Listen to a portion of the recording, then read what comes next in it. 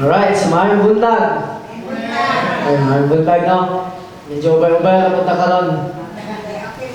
Pero anak magpulo sa Ginoo, 2 or 3 gathered in my name, my presence is with you. So maguban ang presensya sa Ginoo kanata, no?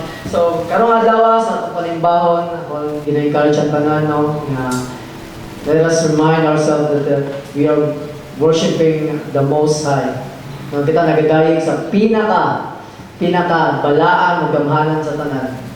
Kung bantaw mingon nga walay Ginoo apan kita nato nagkatutan walay Ginoo jud.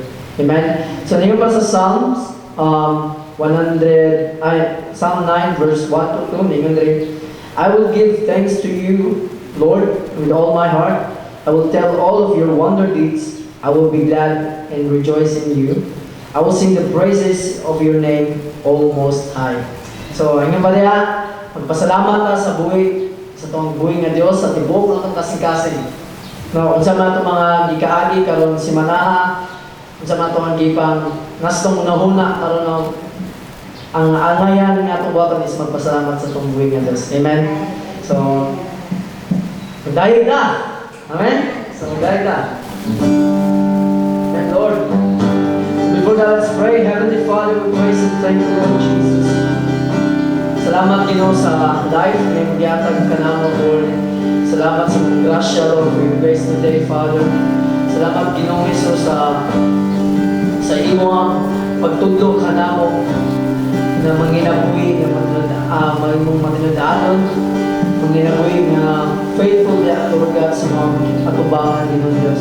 Lord, akong ginampo, Lord God, ang among kaigsunan, Lord, na wala diri karon. Akong ginampo, Lord God, ang among presensya, magawaban kanila, Lord God. In the mighty name of Jesus, Lord, nga kami Ginoo samtang magdayeg sa imong ngalan karong buntaga, Lord. I pray, Father, na imong balang spirito ay magaduyog ka namo. I pray, Father, Lord, that your presence be here with us this morning, Jesus.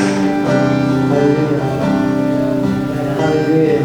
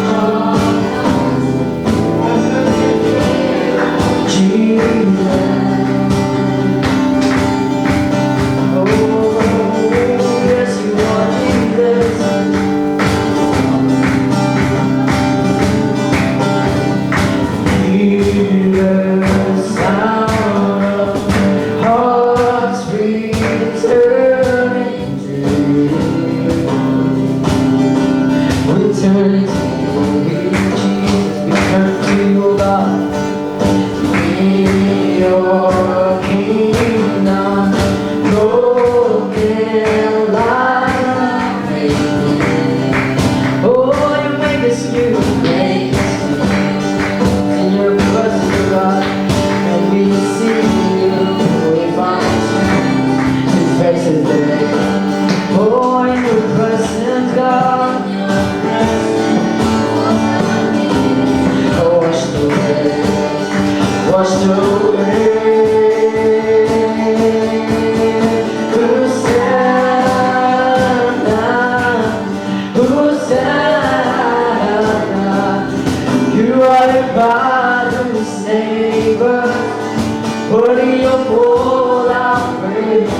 Hosanna, Hosanna,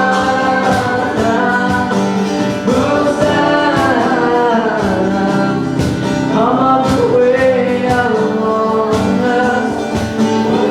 Dear Lord Jesus, Hosanna, Hosanna, Hosanna. Who save us, worthy of all our praise. Hosanna, Hosanna, Hosanna. Jesus, we welcome you here, Lord Jesus. Hosanna, Hosanna, Hosanna.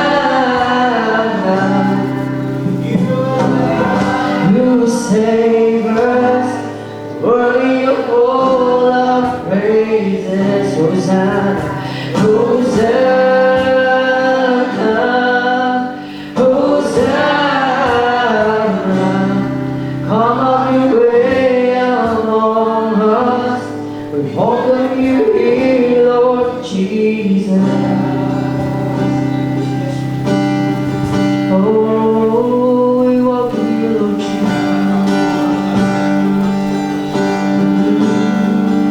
We welcome you, Lord Jesus. We welcome you, Lord Jesus.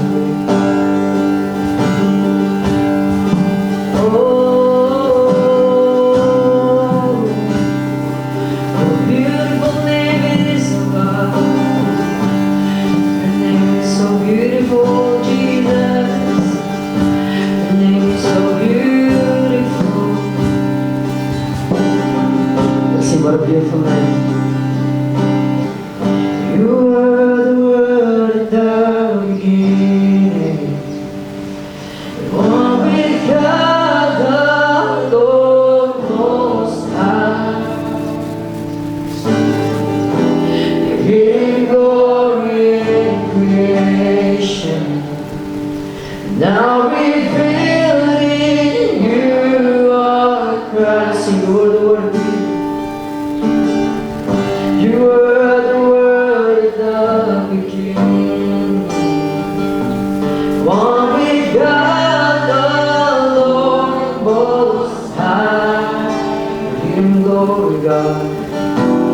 Giving glory in creation.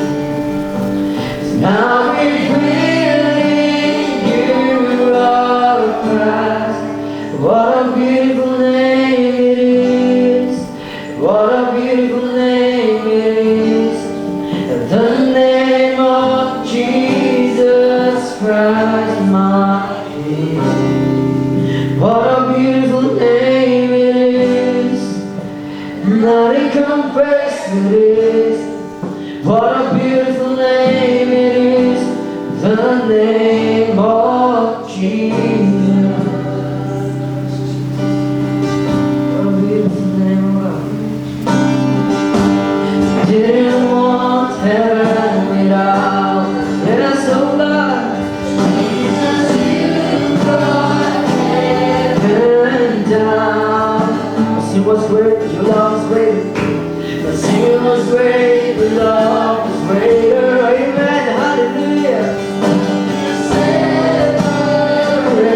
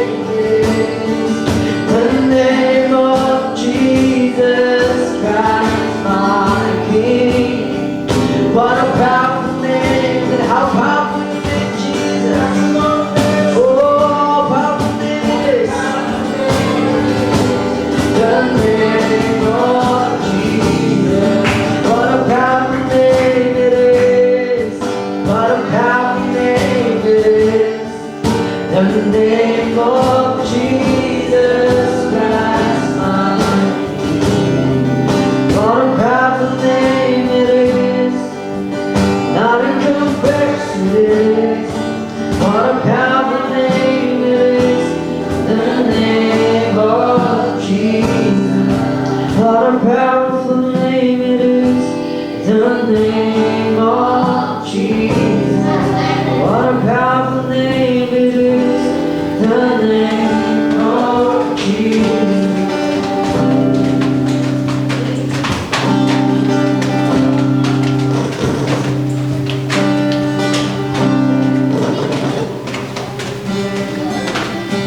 So,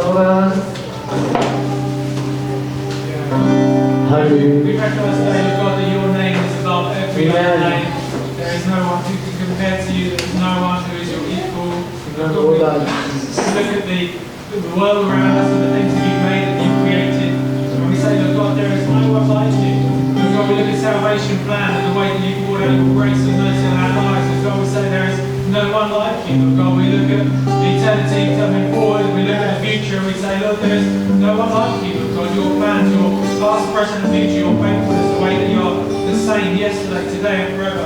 We say there is no one like you.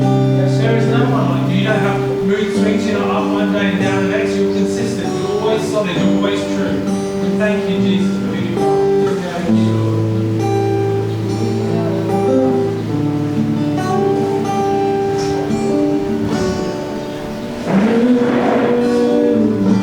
kanin mo lang akong magdadait. Kanin mo lang akong mag-aawit. Kanin mo lang ako magdadait. Kanin mo lang ikatubaw ang tingin ko. Ang presensya mo ang kalipay ko. Kanin mo lang ako magasabi ang mahal ko. Oh, kanin mo lang.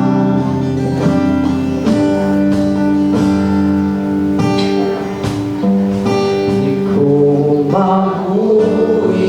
mabuilong kung wala ka na ako. Kaguliyang magkaguliyang ang kinabuhi ko. Malayo ako kanimo. Ang iyong pulong mauwi akong gagano. Amen. Alam ka na mula kasagdanan, ikaw ang akong katabawan. Kanin mo lang ako magdadait ko. Kanin mo lang ikatabaw ang tingin ko. Ang presensya mo ang kalipay ko. Kanin mo lang ako magasabi. Kanin mo lang ako magasabi. Kanin mo lang Ginoo. Tubaw ang tingog ko. Ang presensya mo ang kalipay ko. Ang iyong presensya lang magasabi ang mahal ko.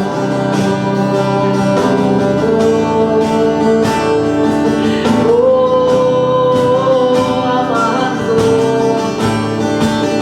Kahit ikaw lang, oh, Ginoo. Ikaw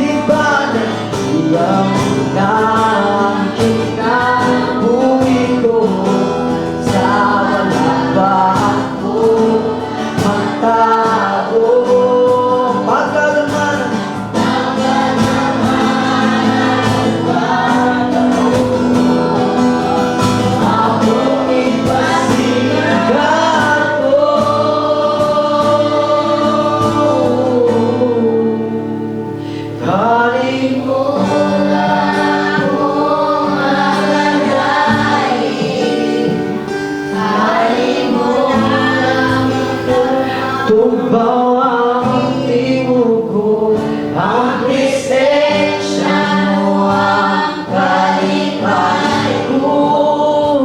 Hari mo lang ako magasang, hari mo lang ako magalay. Hari mo lamang Ginoo,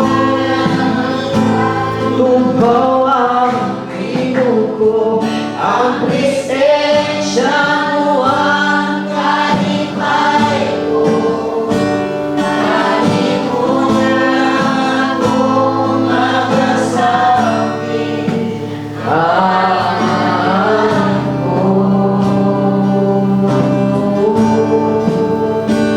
Hari mo lang ako magasangin ako.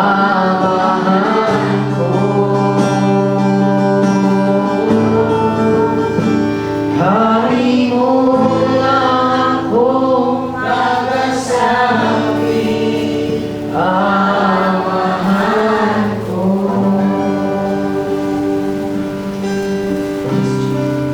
Hindi mo lang Ginoo. Oh, hari mo lang.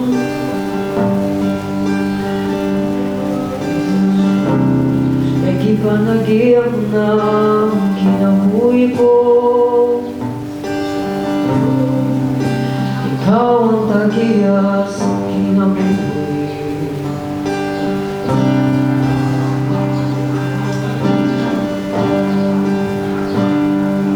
So, oh Jesus, we believe in you.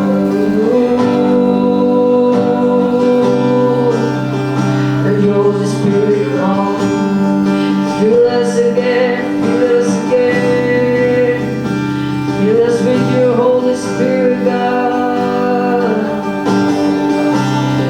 As we believe in your name, Jesus, we believe in your name, Jesus.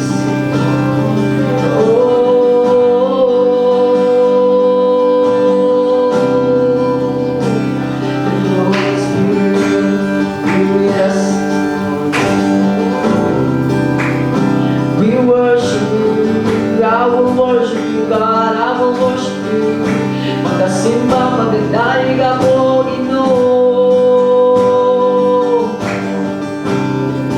Pagkanin mo lang ako.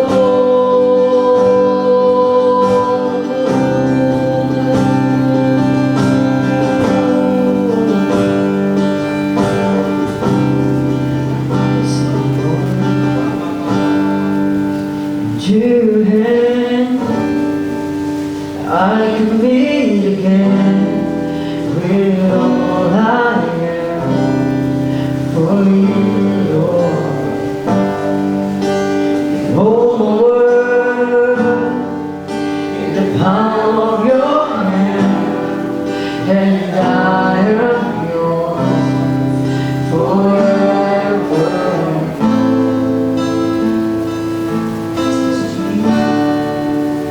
Jesus, I believe in you. Jesus, I belong to you. You're the reason that I live, the reason that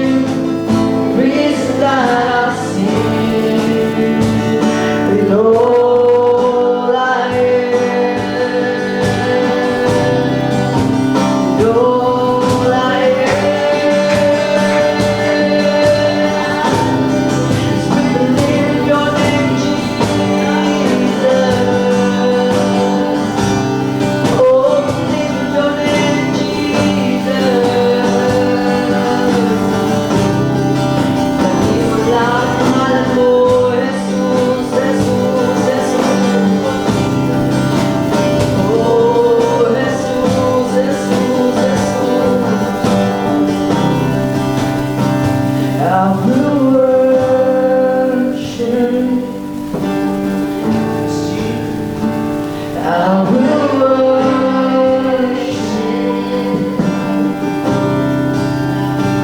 I will worship.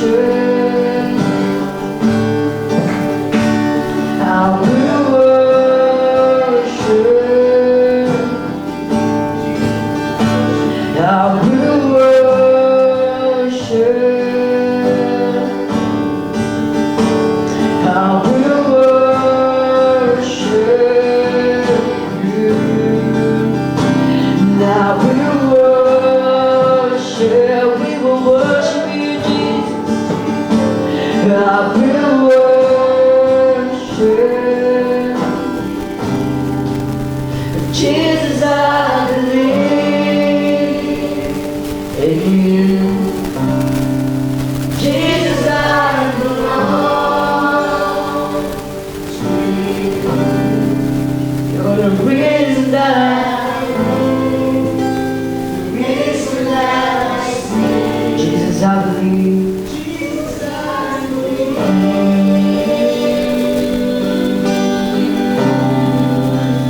Jesus, I belong to you. You're the reason that I live, the reason that I sing. You're the reason that I live, the reason that I sing. Oh, I am. With all I am, with all I am, yeah, with all I am, we worship you with all I am, oh God. We worship you, Jesus. All I am.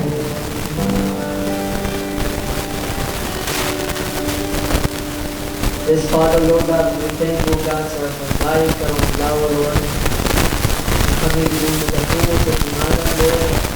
Nalunay taho ng pangalan. Pinagkabatuwa, Lord God, sa inyong pangalan.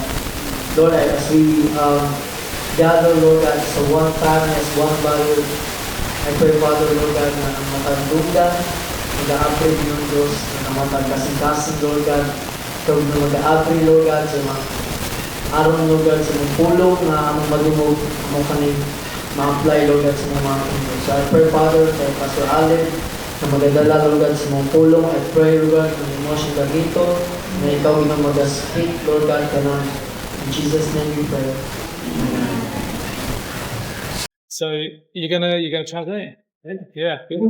Okay, before I say anything, I thought it'd be good if we just say what we're thankful for. So do you mind translate? So bago masugod sa Pastor Allen sa pagpulong, ginahan niya niya tanan niya maghatag tayo pasalamat sa Ginoo. So what I'm going to do, we're actually going to pass the microphone around. So that's why I'm giving you 30 seconds to think. But just think about just one thing that you're really thankful for. Yeah. Another way you can put it is, what is it that makes you happy? What is it that brings you joy? It could be something really, really small, something maybe even insignificant, or it could be something that's really big that's happening. But it'd be good if we share. So I'll start, and then I'll give it to Gary, and we'll go all the way around. Just something small. Don't, not long. Just gamay. Okay, so ituloy na itong microphone, tanan makapasalamat. So gamay lang, sa may ikaw, sa may imong pasalamat niya sa Ginoo. Makaili ka, kanina dito akong gigkuptan nga, pasalamat sa Ginoo. Okay, so for me, one thing that I'm really thankful for actually is creation. When I get to enjoy the things that God has made around me, it makes me happy, it brings me joy. Isa sa Pastor Allen, ang iyang ipasalamatan daw, isang gibuhat sa Ginoo ang creation. No, kay mo din ang maghatag sa kalipay. What about you? Sa kuha po, sa akong ipasalamatan sa Ginoo jud ang iyang kaluwasan. No, ang salvation. Kaya for the past few weeks, nagpaminaw ko sa Matthew. And then, lumog na ko ang mga story do, mga parables ni Jesus niya. Ang life story ni Jesus. Makita na ko ba kung saan kinahanglan sa tao ang kaluwasan. Kung ikaw pasagin ni Jesus dito, pag ang tao walay kaluwasan, pag walay Savior ba, is dito dyan mga to sa kalayo nga walay katapusan, which is ang eternal lang. So, kung imagine na to ba, kung wala dyan, di ba dala samahan si Jesus, kita tanan na dito, nagaway-lamoy. No? Sure. This is very hard. There's like lots of things that I can think of because he is so good. But one thing is the joy that he has given me, or like the joy that he has given us, even on like very small thing. I find like joy in it. Yes. He's got. Yeah, amazing. Yeah, joy. I'm thankful because God never gave up money. Yeah. Even though I'm a sinner, of course. I always thought that I don't deserve His love, but then, Yeah. I'm here now, Amen. praising Him, thanking Him. Amazing. Yeah. Amen.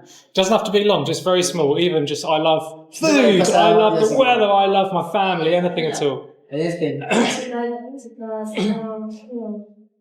He never leaves me. He never leaves you. Amen. It's okay, you can pass on. Kuya, it's okay. So, may pasama sa Ginoo tayo. Siguro, bulang kan na bakso na kalawatan. Natulog ko karon lahat na sa pagsimba. Walang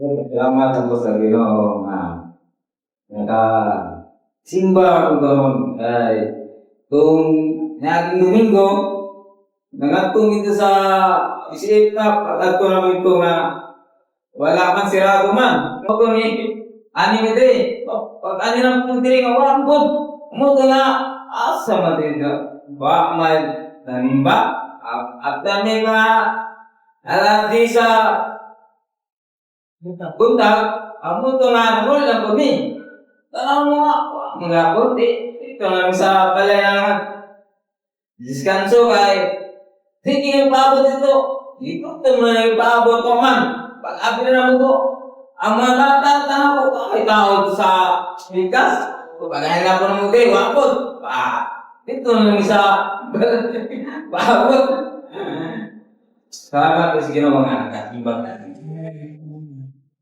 Ang tayo sa ginawa ko sa iyo is travel in mind Peace, yeah. May buntag yung tanan. Matag-ay. Ako, salamat ako sa Ginoo. Na talaga ako nagtuman niya. Gusto taon na rin ang pagkamaayaw lawa ang dalawa. Hindi ko na ako. Ang nagkaanak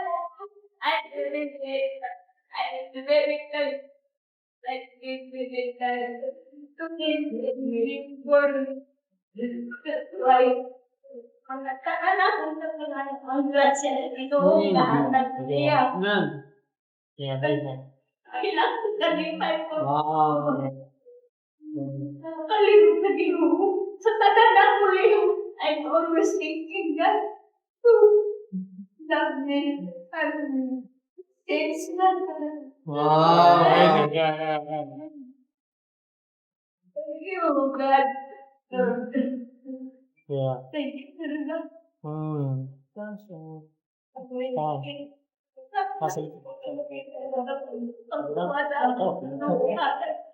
Sorry, Ginoo. Pasalamat sa Ginoo. Na ako yung bago. Ginoo na dito akong anak. Akong prayer sa Ginoo. Ay, ito na. Bakit tayo? Anak ko, salamat. Salamat sa prayer na sa una. Magtibong sa Ginoo gani. Kaya ako nung pangayo sa Ginoo. Prayer ako. Kasi ba, ako ibigay ko ng anak na kwartan. Ilang Ginoo to. Sa mga kasi na yung Wow. Tagnay.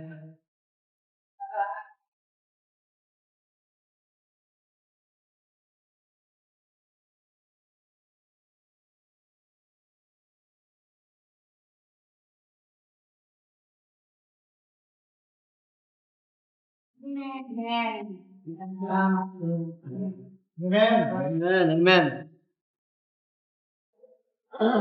Buntag ito tanan. Buntag. Ay, salamat sa Ginoo kay atuman niya ang pag-ampong munta. Ang akong bana, makakit na ko, maminaw, pagpulong sa Ginoo. Kay hindi na siya makakit-akit ana. Oh. Yes, dahil na ko siya, hindi rin, magtimba at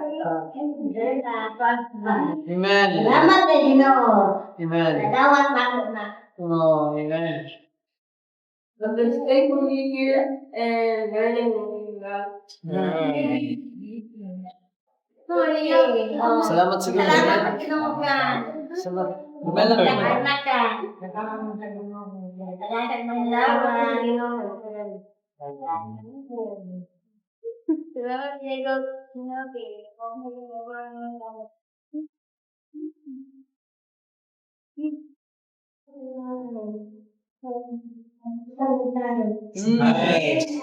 Amazing. The reason I asked us to do this was because the things that we're thankful to God for is not just something we've read in a book, it's something we've experienced in our lives. So, sa rason nga nung pasalamat ka na tungkol gusto na to ma-experience di lang sa libro, kundi sa itong kinabuhi sa. Shelby doesn't just read about joy in the Bible, she experiences it in her life. So sa Shelby, siya, kasama ko siya sa kalipay. Nga naman na sa Biblia, ang kalipay. Okay? Nicole doesn't just experience peace just by reading it on a page, she experiences the peace of God in her heart. Nabati niya ang kalinaw, ang kalipay, na iyang nabasa sa Biblia sa iyang kinabuhi. And the reason that Nanai gets emotional when she thinks about how God is so good to her in her life is because she's experienced it, she hasn't just read about it on a page. So sama kay nanay, ganong emotional si nanay, kaya tungkol sa iyang magpasalamat sa kamaayo sa Ginoo. Okay? And I want you to know that the relationship with God that you have, it's not just something we read about, it's not information, it's something to be experienced in our life. Atong inamdaman nga atong relasyon nga to sa amahan o kita is dili lang taman sa pagbasa sa pulong sa Ginoo kundi dili po sa tuang kinabuhi dun. So I want to share from the Bible, just very quickly, one of my favourite passages in the whole Bible. So i-share ni Pastor Arnold kapuntaga sa kuha ang iyang pinakagustong Bible passage dira. And it comes from John chapter 14, Ila makita sa Juan 14, just from verses 15 to 31. gikan sa 15 hangtod sa 31. So I'll say it and then you can just paraphrase. Alright? Paraphrase is fine. So this is what Jesus says. He says, if you love me, you will keep my commandments. So ningon dito si Jesus, kung igugma ko nimo, buhata ako ang sugo.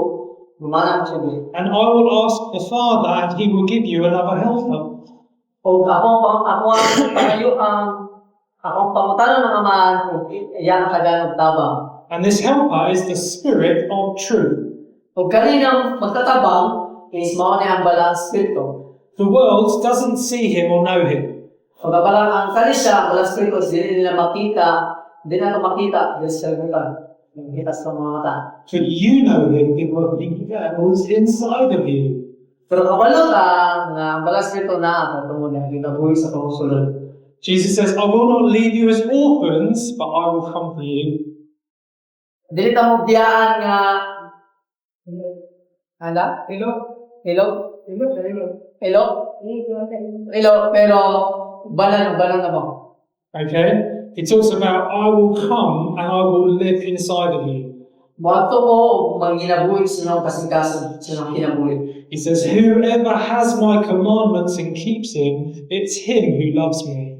Kung kinsa tong naa ang commandment sa Ginoo is mao ang naigugma kanako. And whoever loves me will be loved by my Father, Kung kinsa naigugma sa anak, gigugma sa samahan. and I will love him and manifest myself to him, show myself to him.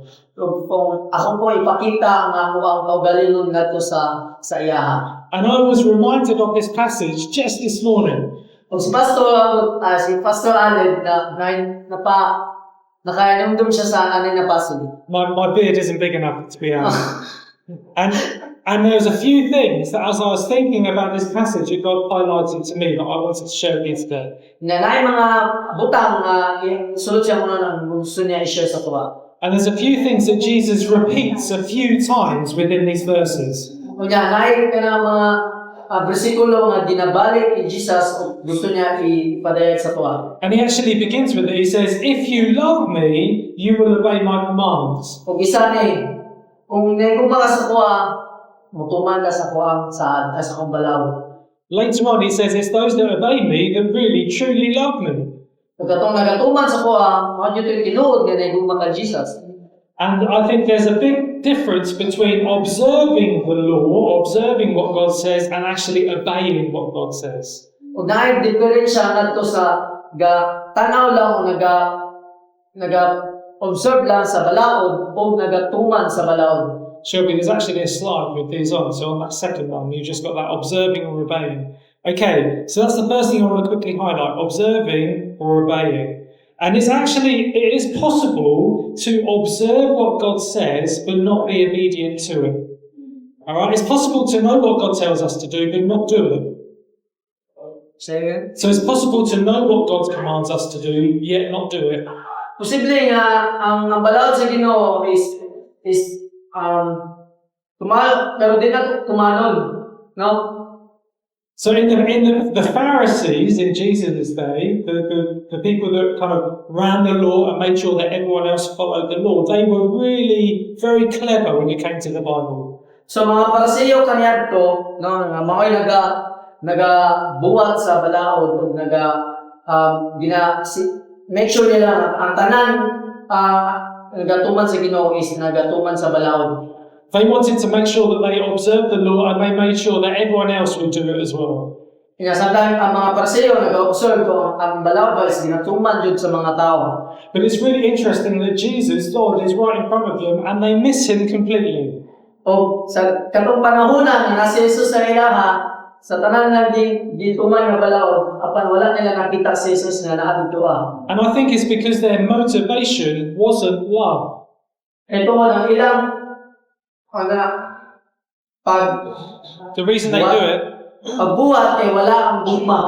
okay? And there's a big difference between me doing something for my wife because I have to do it or because I want to do it.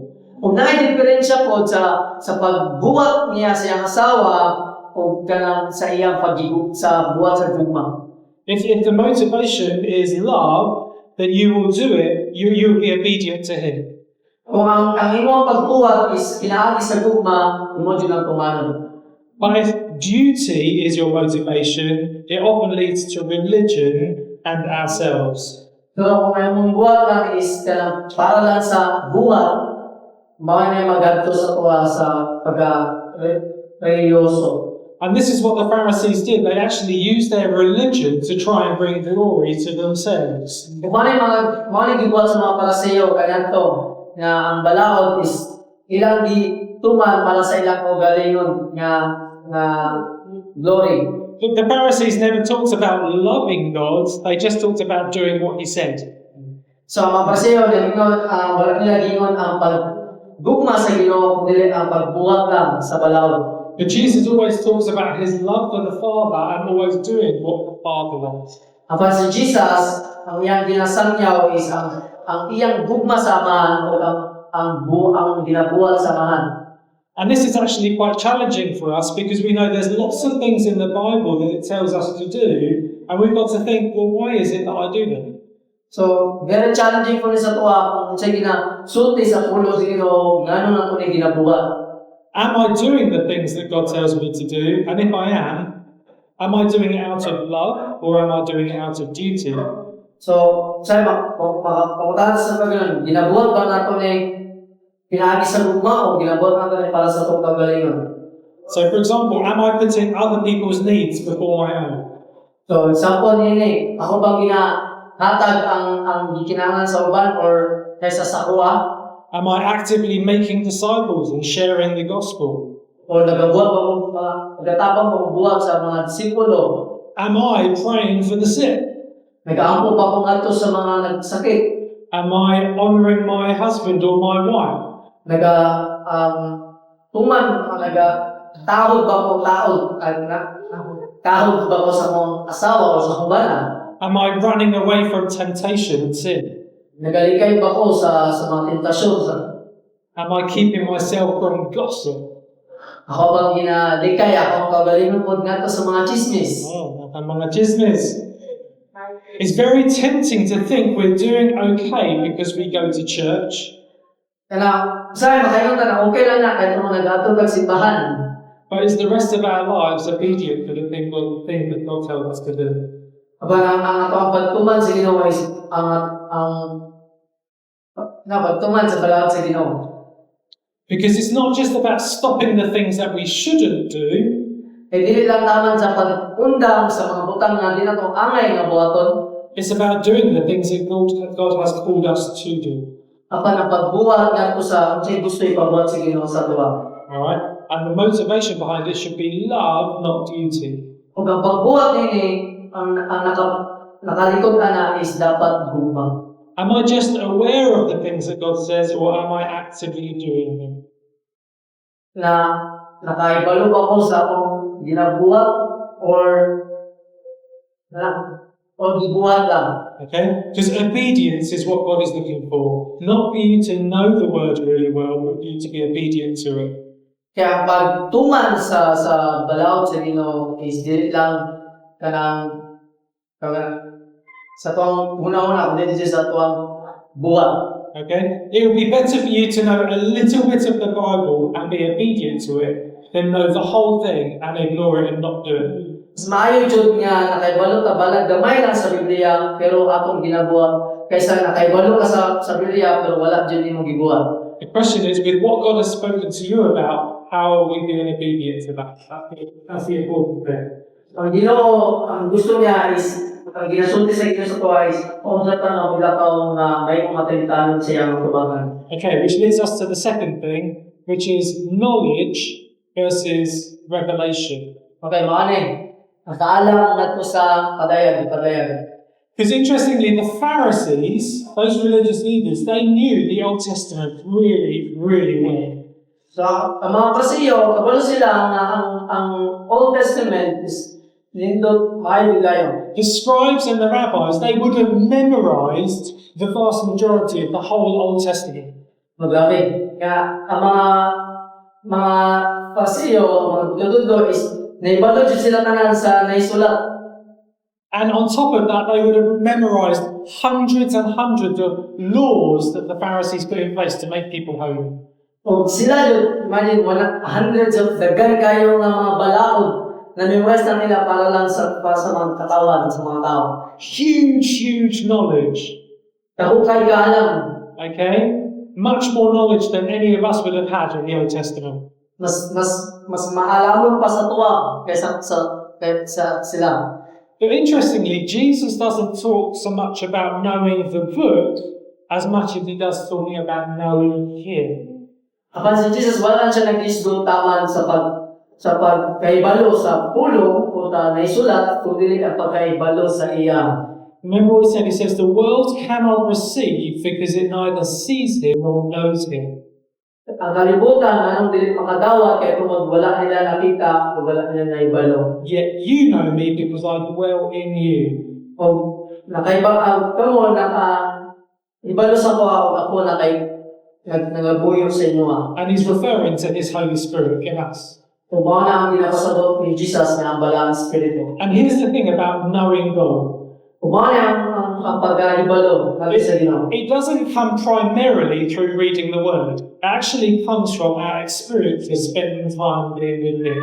Dili ginanan na pag-ibalo lamang sa pulong Ginoo, but also ang matong pagkinabuhi maubad si Jesus. The Bible is such a gift to us and it helps us understand what God is like. Ang Biblia is gasa nato sa Ginoo aron magabalan nato kung kinsa ang Ginoo. But what Jesus is inviting us into is unity with Him, not just understanding Him. Apan si Jesus, ang ginatuloy niya sa isang pagtiusa diya kaniya. We don't just read information about God, we ask the Holy Spirit to make it living and active to us, to reveal Himself to us.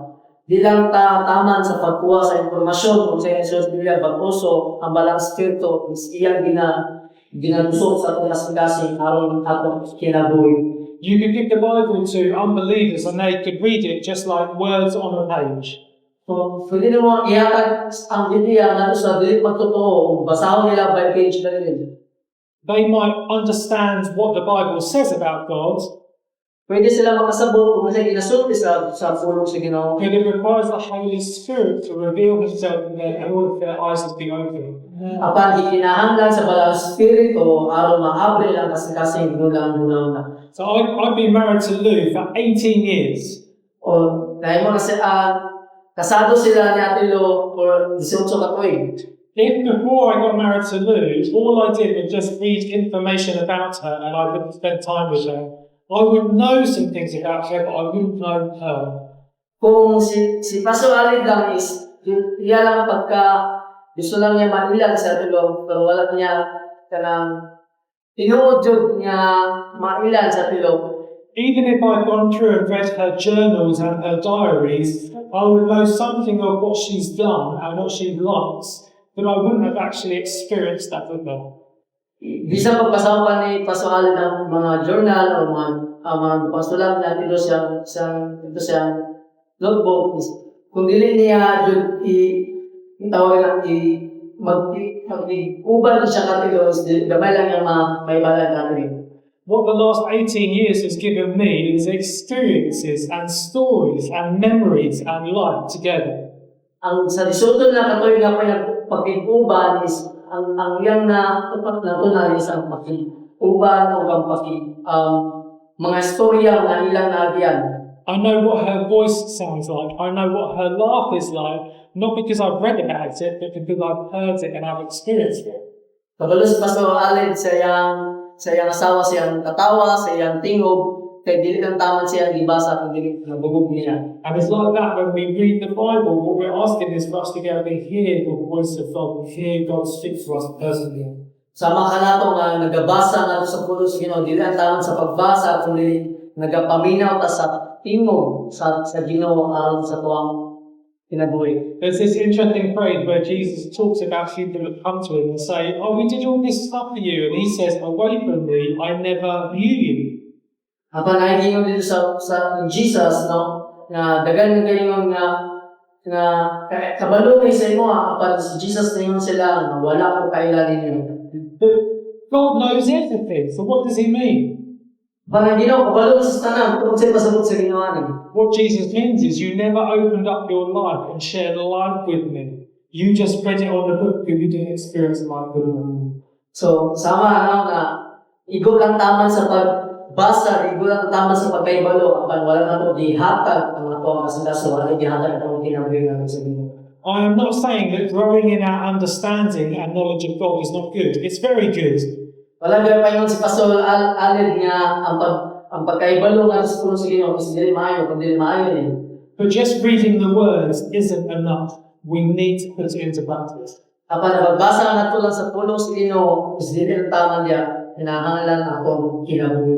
Understanding does not lead automatically to obedience.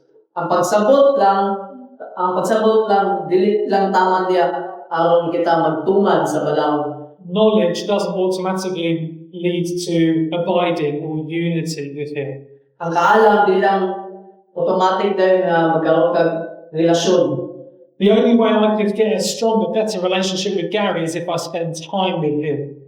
Kung gusto ni Pastor Alid na magkaroon siya maayong na relasyon sa kuha, kinahanglan niya maghatag o maggayon sa kuha sa oras. And that is how we learn to know God and for Him to know us as when we spend time together.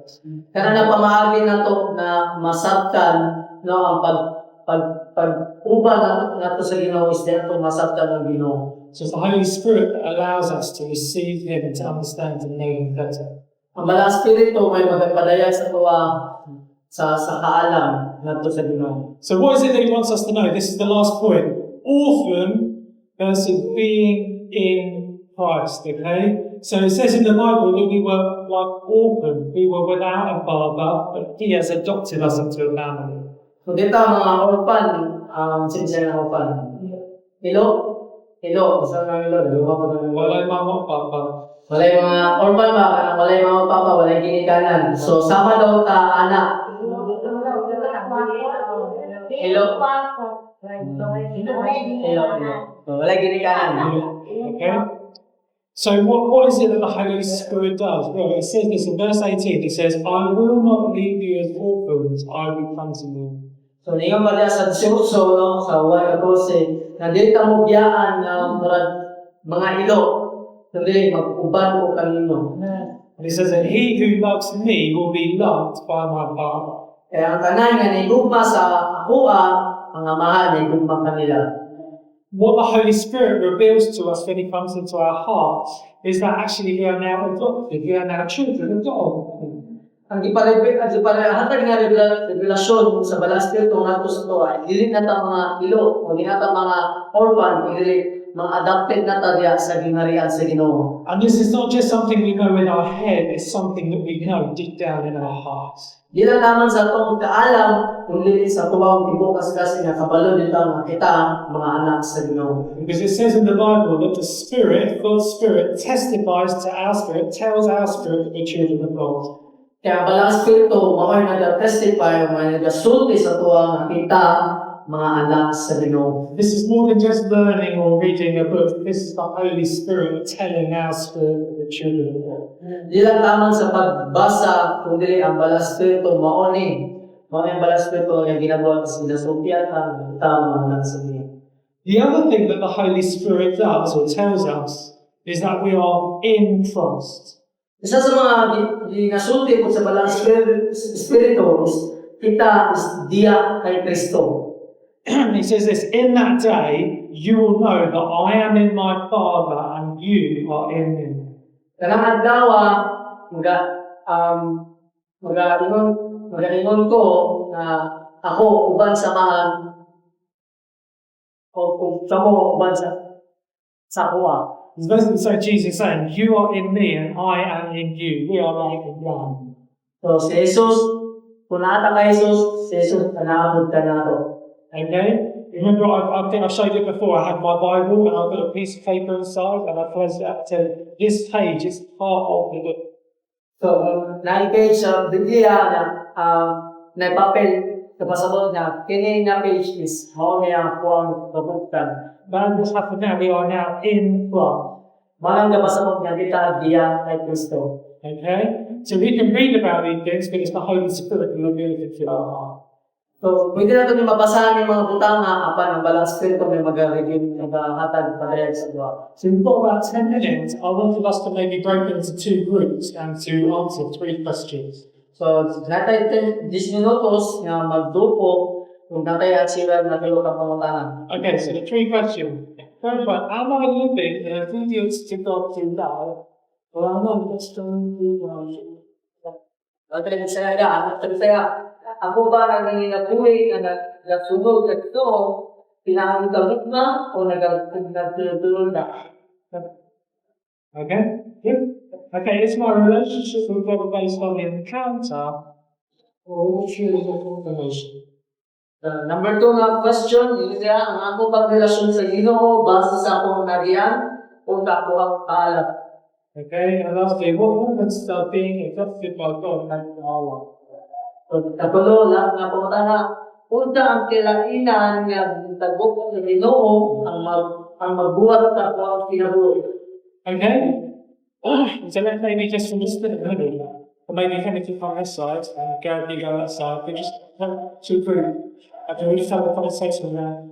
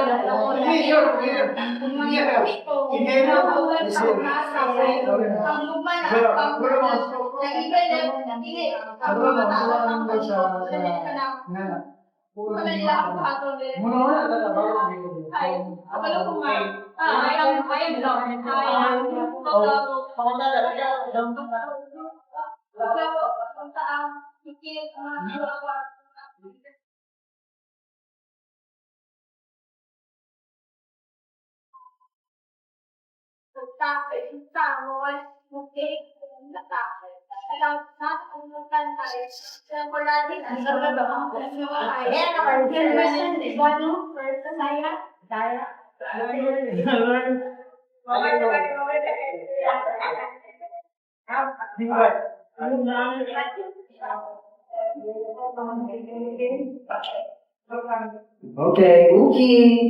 So, balik na sa mga gunahan, no? So, nasabda ba ang pulong sa Ginoo? Naigo ba ito sa pagpangulana? Right, so ginaon, no? Mga kaigsuunan, diya kay Kristo, ngayon nga pagrelasyon sa Ginoo is pinag-alay. Hindi yan taman sa kaalam, kundi sa buwan. Sa inyo pa rin ni Jesus, kung isa itong nahigugma kay Jesus sa sibuhaton, butungan sa iyang sugo. May bala mo kung tinuod na nagsunod na siya kay Jesus, siya kinabuhi. Naway niya natin ang kinabuhi ang bulong sa inyo. Amen? So, alright, so diyan matapos ang ato ang panibahon. Salamat sa itong pag-ato. O na, bago naman humuli, no? Natay, kahit sinabuhi.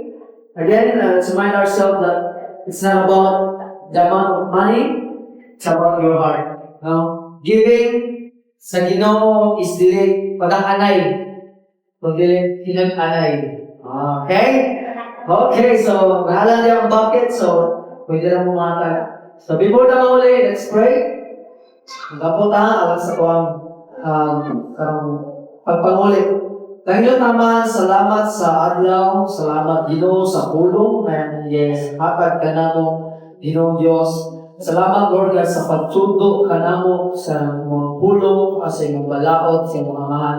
Akong ginaot Lord God na kami magkinabuhi na tinut-anay Lord God, bigyan taman sa among kaalan, sa magbasa sa pulong. Kapag Ginoo ako kani-apply o amo kani-kinabuhi Lord God. But I pray Father, ang matag pamilya, nag-represent sa iya, ikaw na magkatalangin, Lord, sa pananang ipangayo, Lord God, for this whole week, ikaw na mag-supply, Ginoo Diyos ni and we pray for our provision, Lord, na ikaw na mag-aatag ni sa mga kinahanglan, Lord, for the next week. O God, pray, Father, na magbalik sa, makita may balik sa sunod Domingo, Ginoo Diyos, na kauban, ang kalipay, o ang kalinaw, ngayon yung tayo ng Diyos. Thank you, Father. We bless your name. In Jesus' name. Amen. Amen. Daghang salamat o happy Sunday. Kita ka sunod semana. Don't forget, no, let's invite more our family, friends, or classmates, or anyone, or any two, any three, any four. No, stranger, they are welcome here. Welcome ang tanan. Are we bringing